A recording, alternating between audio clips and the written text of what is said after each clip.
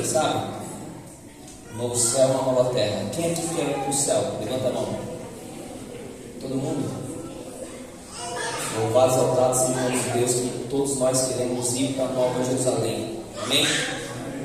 Tem uma música na coletânea jovem que diz: com pés na terra e olhos no céu, eu vou. Precisamos caminhar nesse mundo em trevas com os olhos no céu, porque é lá o nosso destino. Toda a sua fonte vamos falar com Deus. Grandioso Deus, Santo Pai que está nos céus, muito obrigado porque estamos na tua presença. Por favor, Senhor Jesus, nos ajude a prestar atenção na tua palavra, porque esse tema é o tema extraordinário que tem contido dentro da tua palavra, que é o novo céu e uma nova terra, onde nós iremos habitar para sempre junto com o Senhor. Iremos sair de um mundo cruel, um mundo cheio de dor, para um mundo vindouro, cheio de alegria e de felicidade junto contigo. Nos dê sabedoria através da tua palavra, é isso que te pedimos e te rogamos em nome do Pai, do Filho e do Espírito Santo. Amém, Senhor. Abra sua Bíblia no livro de Mateus, capítulo 7, versículo 13 e 14. Mateus, capítulo 7, versículo 13 e 14.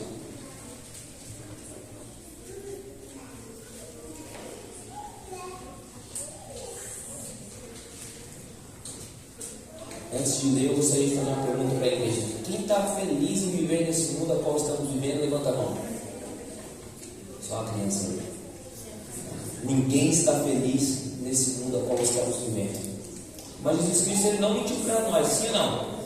Ao contrário, deixou bem claro que no mundo iríamos ter aflição, tribulação, mas tem bom ânimo, porque ele venceu, ele superou. E se nós olharmos para ele, também iremos superar e vencer pelo poder de Cristo Jesus. Amém?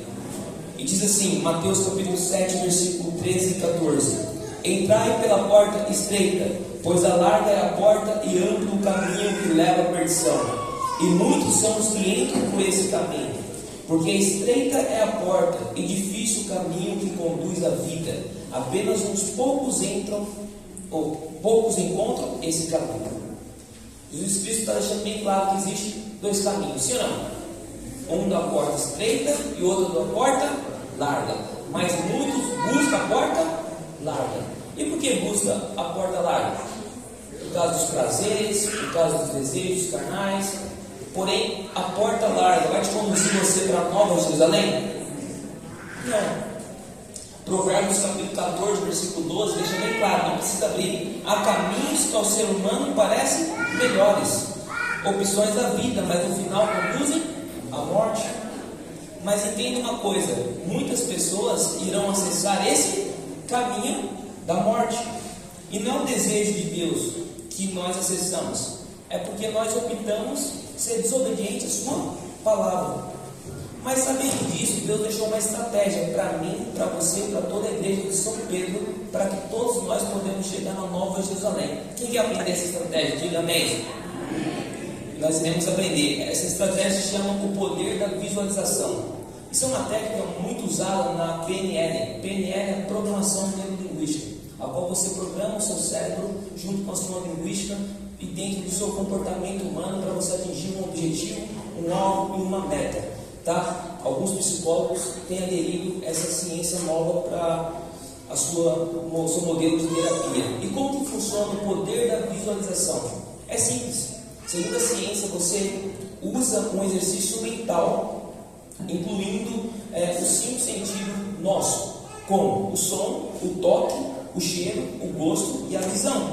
Foi feito um estudo nos Estados Unidos, numa universidade, que quem usa o poder da visualização para alcançar um objetivo, bater uma meta, tem 80% de chance de alcançar. E como que podemos usar essa técnica ao nosso favor? Simples. Primeiro, você cria uma imagem do seu objetivo mentalmente. Tem um estudo da doutora Rosana Alves no YouTube que vocês possam encontrar, ela vai explicar com mais detalhes, tá? Sobre o poder da visualização. Então você cria mentalmente, vamos supor, você quer uma casa própria ou um carro próprio, então você cria essa imagem, a cor específica, o modelo do carro mentalmente. Segundo, você verbaliza essa imagem, falando: eu quero alcançar isso, eu quero alcançar esse carro. Terceiro, você envolve todos os seus sentidos dentro dessa imagem. Imagine você tocando no volante, imagine você andando com esse carro, mostrando para as pessoas o que Deus te deu, né, através do carro, e depois você entra em ação, porque não adianta você só criar a imagem mental, você precisa fazer acontecer. É igual oração. Oração requer ação. Então Deus, sabendo desse poder da visualização, Ele deixou alguns exemplos dentro da Bíblia. Tem vários personagens que Deus usou, mas eu vou compartilhar apenas dois. Vamos lá em Gênesis capítulo 15, versículo 1 ao 6. Gênesis capítulo 15, versículo 1 ao 6.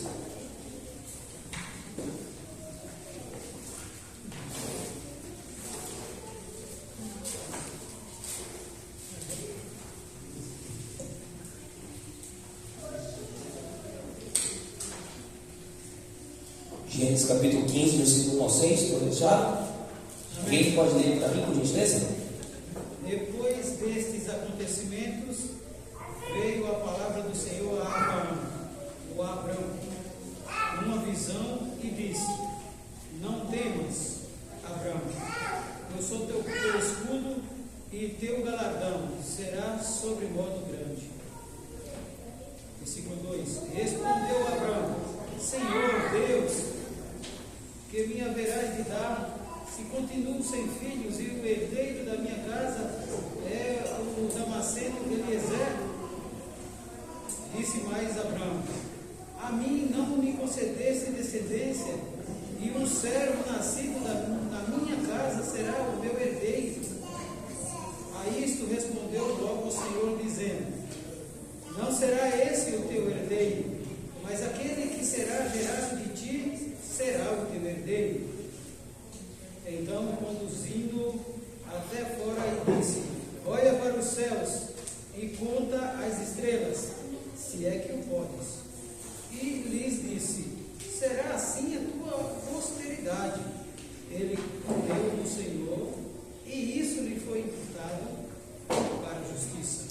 Obrigado, meu irmão. Então acabamos de ver Deus usando a técnica da visualização com Abrão. Qual o motivo? Motivar ele a continuar firme no processo e fazer ele se motivar, fortalecer a sua fé em Deus e criando essa imagem para mover os seus passos rumo ao caminho que Deus iria mandar para ele. Outro personagem também que Deus usou o poder da visualização, vamos lá em Deuteronômio, capítulo 3, versículo 27. Deuteronômio, capítulo 3, versículo 27.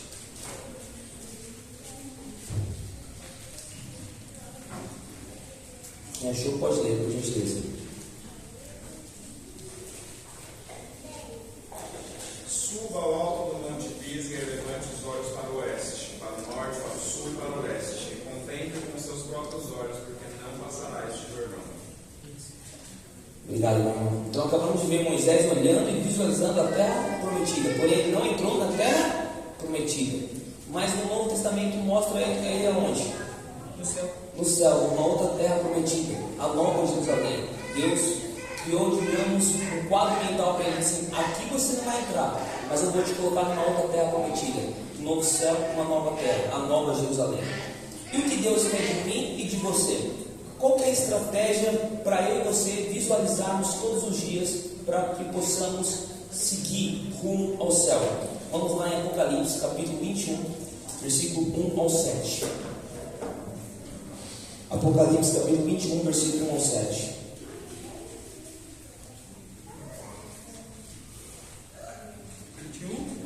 21, versículo 1 ao 7. Eu vou ler aqui. Vi novo céu e nova terra, pois o primeiro céu e a primeira terra passaram, e o mar já não existe.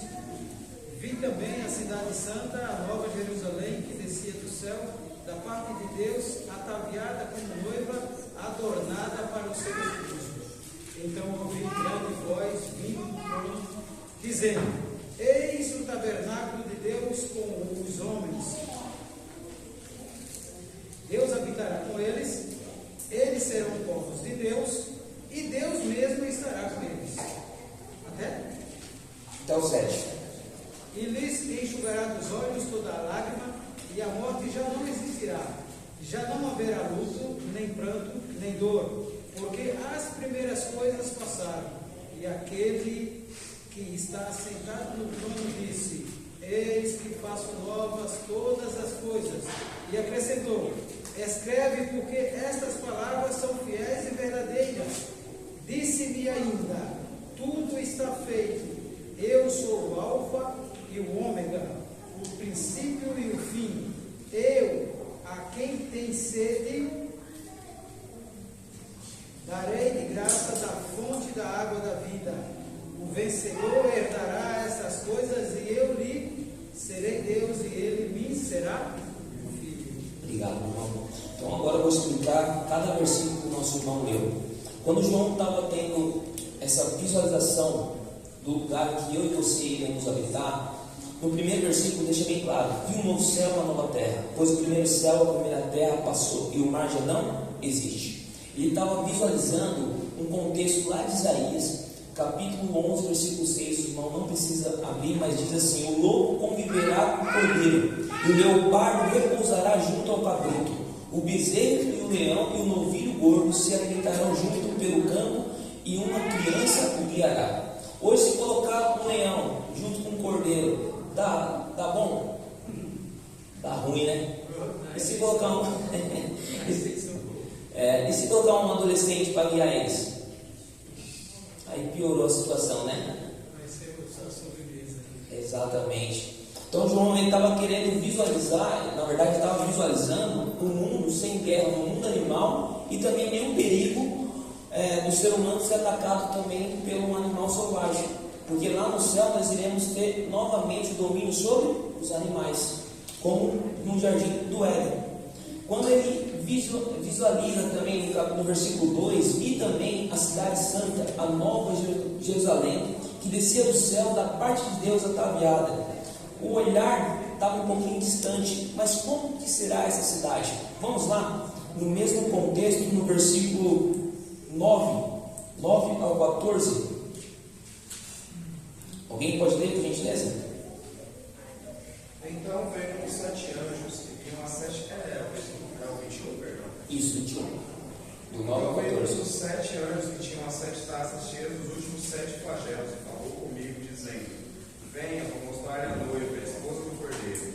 Ele me levou no espírito a uma grande e elevada montanha, e mostrou a cidade santa, Jerusalém, que descia do céu da parte de Deus, a qual tem a glória de Deus. O seu brilho era semelhante a de uma pedra preciosíssima, como pedra de jaspe cristalina. Tinha uma muralha grande e alta, com 12 portões, e junto aos portões 12 anjos. Sobre os portões estavam escritos nomes, a saber, os nomes das 12 tribos dos filhos de Israel.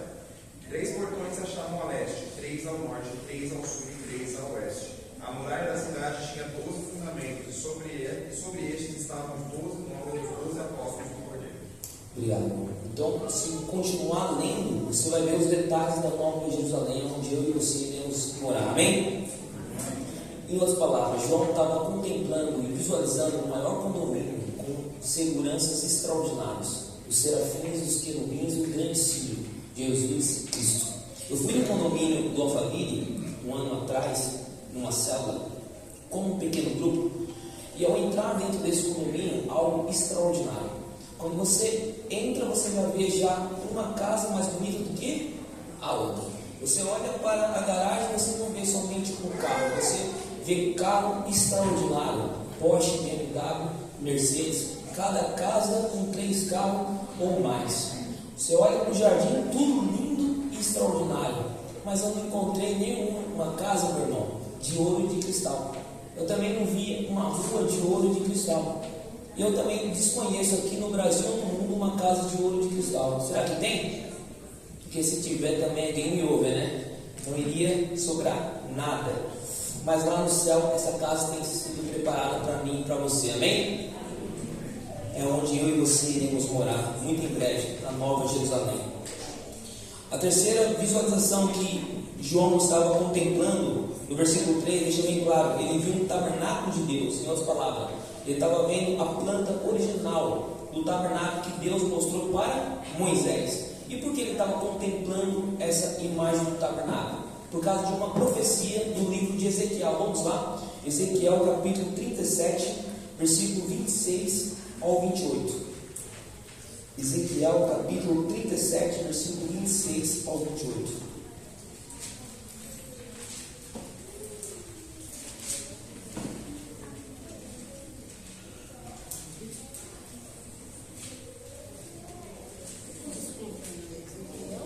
Ezequiel capítulo 37, versículo 26 ao 28.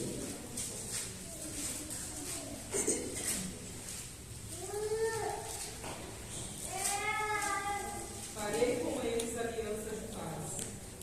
Será aliança perfeita. Estabelecei-los e os multiplicarei e porei o meu santuário no meio deles para sempre. O meu tabernáculo estará com eles, e eu serei seu Deus, e eles serão meu povo. As nações saberão que eu sou o Senhor e santifico a Israel, quando o meu santuário estiver para sempre no meio deles. Obrigado, minha irmã. Então, no caso dessa profecia, João também estava contemplando o tabernáculo, a Nova Jerusalém. E a quarta visão é uma visão que eu gosto muito e eu almejo viver esse dia, que foi a quarta visão de um mundo sem dor e sofrimento. Né? Vamos lá novamente.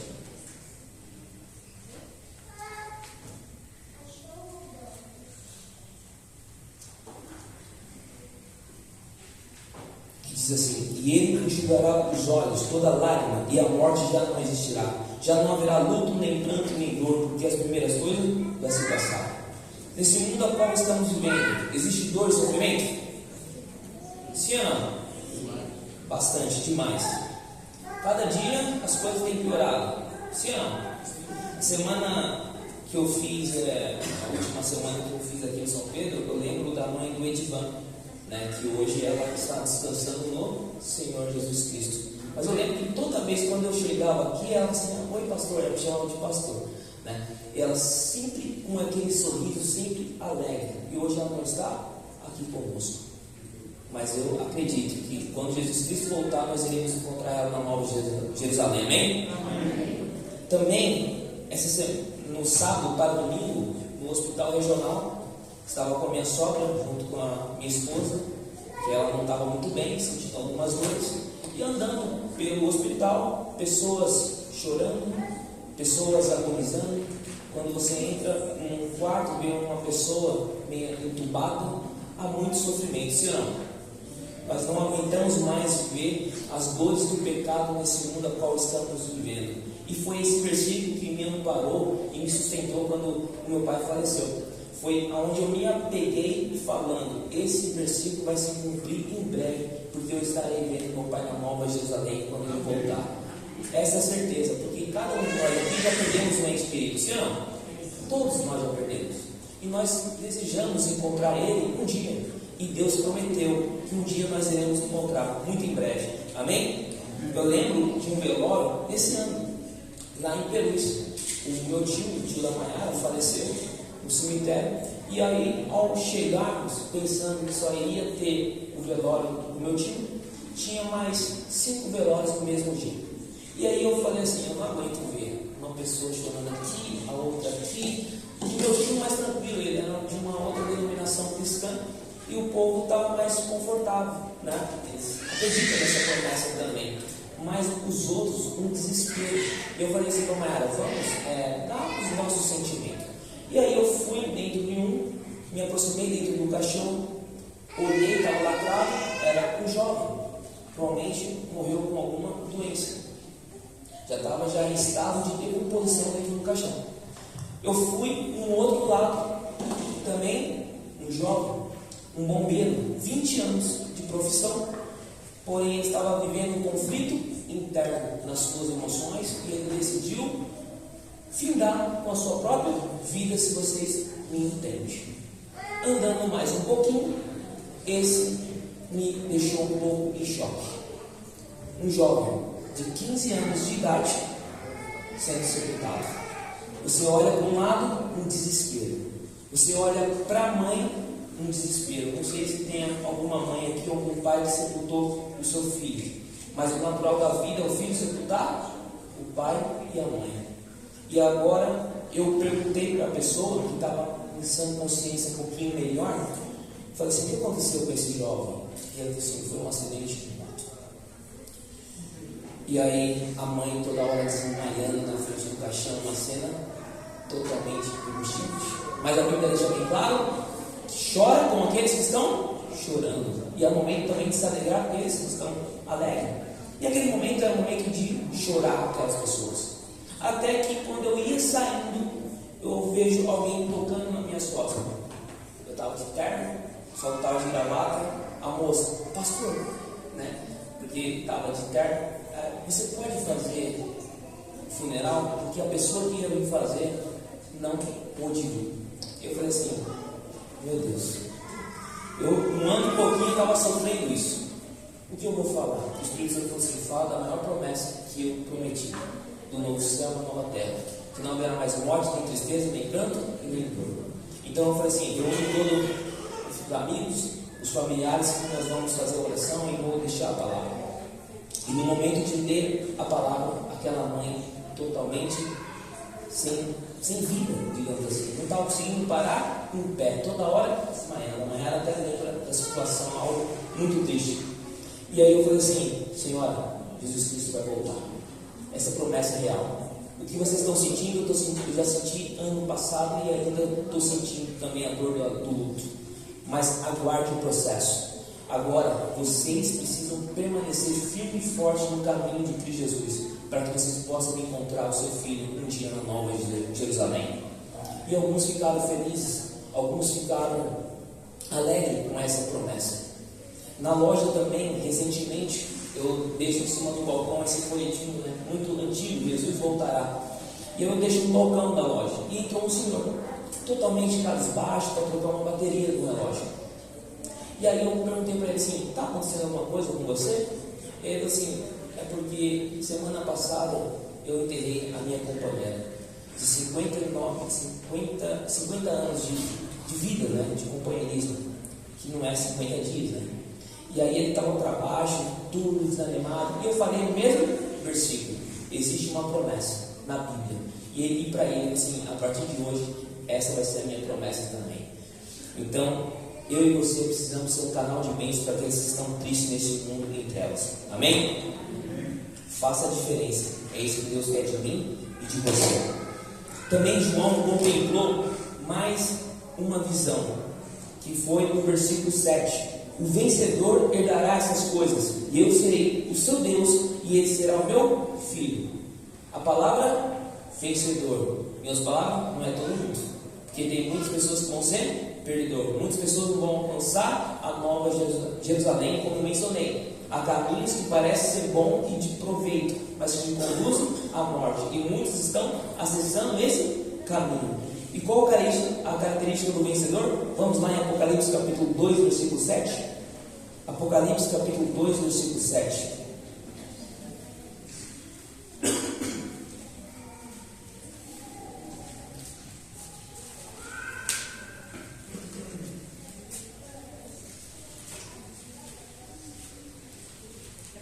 Pode ler, por gentileza. Quem tem ouvidos, ouça o Espírito Santo, que o Espírito diz a igrejas. O vencedor deve guias e estende a árvore da vida que se encontra no paraíso de Deus. Obrigado. Você tem que ouvir a voz de Deus. Não só ouvir, também compreender o que Ele quer de mim e de você, desse mundo em trevas. Para que você possa ser o vencedor, para ter o direito de comer da árvore da vida. Outra característica também. Vamos lá em Apocalipse 22, versículo 14. Esse é um pouquinho mais complexo. Apocalipse capítulo 22, versículo 14. Pode ler, por gentileza. Bem-aventurados aqueles que lavam as suas vestiduras no sangue do Cordeiro, para que lhes assistam direito à árvore da vida e entrem na cidade pelas portas. Obrigado, irmão. Esse é um pouquinho mais complexo, né? Porque todos os dias você tem que lavar a sua vida na vestidura do sangue do Cordeiro. Em outras palavras, é renunciar às suas vontades carnais para deixar as vontades do Espírito prevalecer sobre a sua vida. É fácil? Não é fácil. É difícil. morreu o velho homem. Martinho Lutero, quando ele batizou, ele falou assim: eu achei que o miserável iria morrer afogado, mas eu descobri que ele aprendeu a nadar.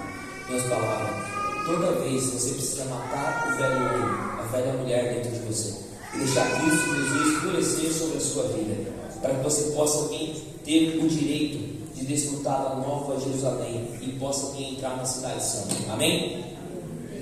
João, ele contemplou várias visões no livro de Apocalipse, vários detalhes e informações para o futuro muito em breve, a qual eu e você iremos desfrutar. Jesus também deixou e trabalhou o poder da visualização para os seus discípulos. Um versículo que eu gosto muito, os irmãos não precisam abrir, mas está lá em João capítulo 14, versículo 1 em diante. Eu já mencionei esses versículos nessa semana, e diz assim: não permitais que o vosso coração se preocupe, credes em Deus, credes também em mim. Na casa do meu pai há muitos aposentos, se não fosse assim eu não teria dito a vós. Portanto, vou preparar-vos um lugar, e quando eu for e vos tiver preparado um lugar, virei de novo e vos levarei para mim, a fim de que onde eu estiver, estejais vós também.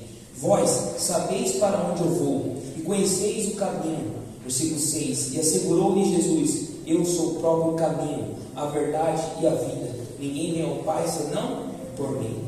Para chegarmos no novo céu, na nova terra, precisamos permanecer no caminho. Qual o caminho? Jesus Cristo. Dentro desse caminho nós vamos ser nutridos com a verdade.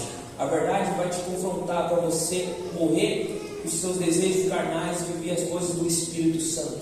Você também irá passar por um processo de embate, de conflito entre fazer o que você deseja e o que não deseja. Mas saiba de uma coisa: se você lutar diariamente lavando a sua veste no sangue do Cordeiro, você irá entrar na porta da cidade santa, a nova Jerusalém. Amém? Sabe aquela proposta indecente quando chegar até você? Você vai falar assim: obrigado, eu rejeito, porque Cristo Jesus morreu na cruz do Calvário por mim, e eu não vou deixar ele se frustrar, porque eu quero chegar onde ele já está. Faça isso. Não vai ser fácil, porque Satanás já sabe que estamos nos últimos dias. Jesus Cristo já está voltando, ele quer levar o máximo de pessoas para a ruína, mas você vai ser um vencedor em Cristo Jesus. Amém?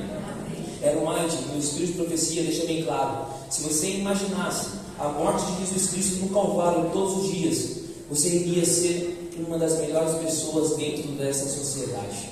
Você tem imaginado o que Jesus Cristo fez por mim e por você?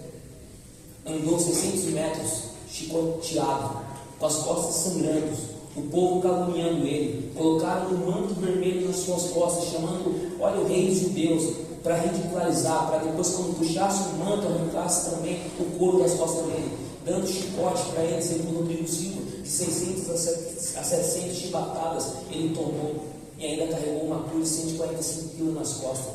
Você acha que foi pouco que ele fez por mim e por você? Você tem valorizado isso? Valorize, porque já estamos nos últimos dias. Jesus Cristo está voltando, ele quer encontrar eu e você e toda a igreja na nova Jerusalém. Amém? O nosso irmão irá cantar um louvor. Medite, entregue a sua vida por completo a Deus e faça um compromisso, e se for necessário, faça um voto com Deus, falando assim: Senhor, eu quero permanecer até Jesus Cristo voltar nos seus caminhos, porque eu não quero negociar a minha salvação do meu galardão na nova Jerusalém. Amém?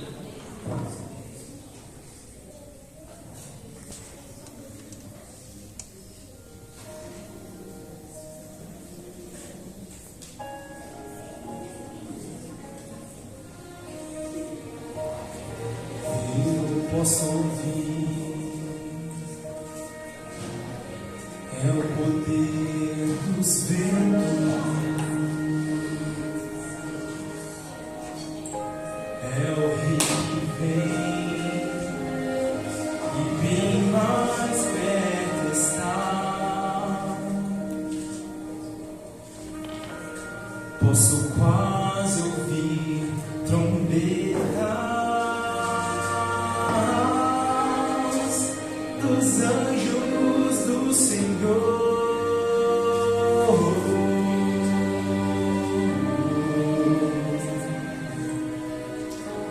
e ao Jesus chama, Vamos para o lar.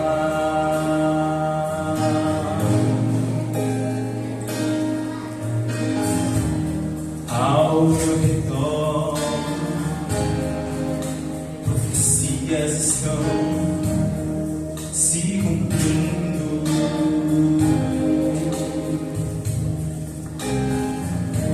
Os grandes sinais parecem muito mais, posso quase ver o Pai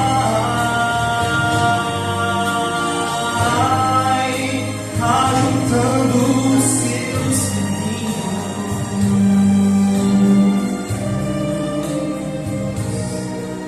E ao Jesus chama, vamos para o lar. Jesus virá em glória para chamar os seus filhos. Os mortos viverão para encontrá-lo lá no lar. E os vivos mudarão,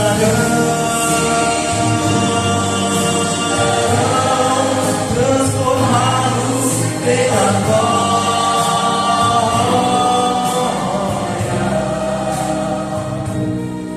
E ao Jesus chama, vamos para o lar.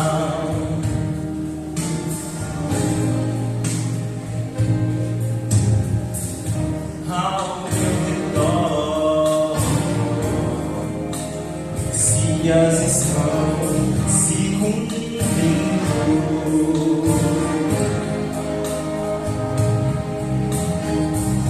E os grandes sinais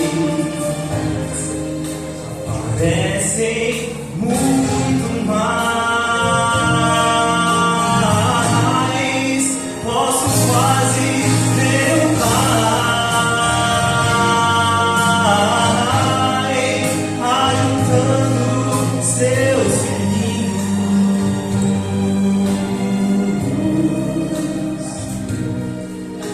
E ao Jesus chamar, nós vamos para o lar. Se você conhece, canta comigo. Jesus virá em glória para chamar os seus filhos. Os mortos viverão,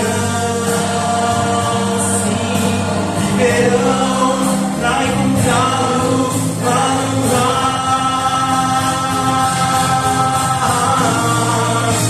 Os vivos mudarão,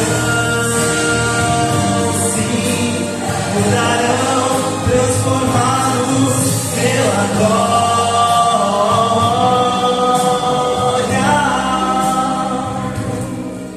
Já o Jesus chama,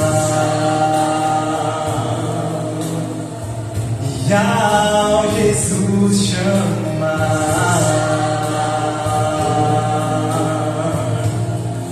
já o Jesus chama, meu Jesus virá em glória para chamar os seus filhos. E os mortos viverão para encontrá-lo lá no mar.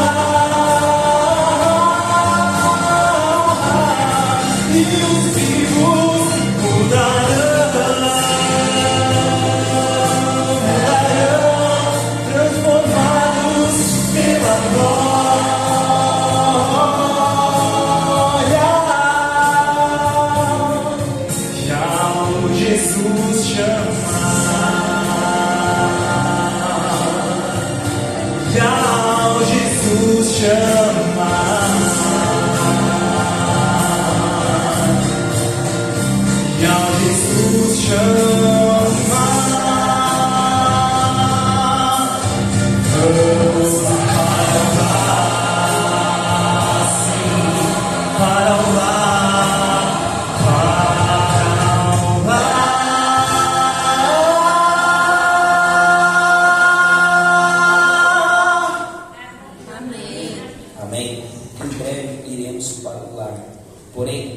Em Hebreus capítulo 10, versículo 35 diz assim: não abandoneis, portanto, a vossa confiança.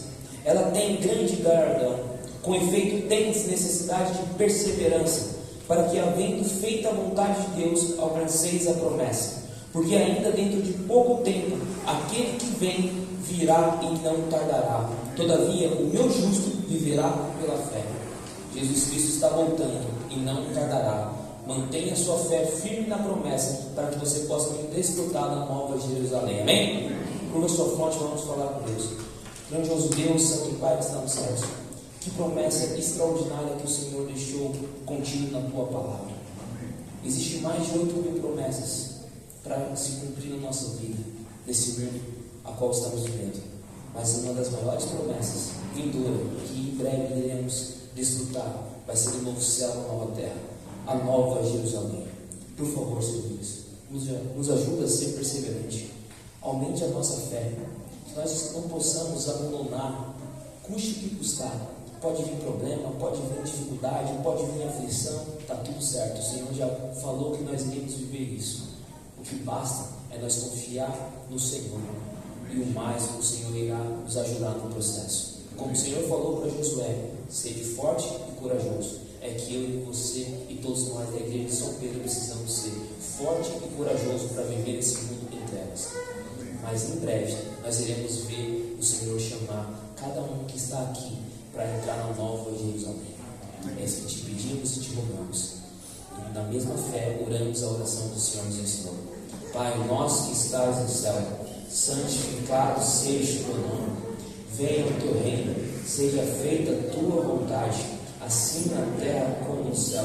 O pão é nosso, cada dia nos dai hoje. Perdoe as nossas dívidas, assim como nós perdoamos os nossos devedores. Não nos deixe cair a tentação, mas livra do mal, porque teu reino, o poder e a glória para sempre. Amém. Deus abençoe e até amanhã, se Deus quiser.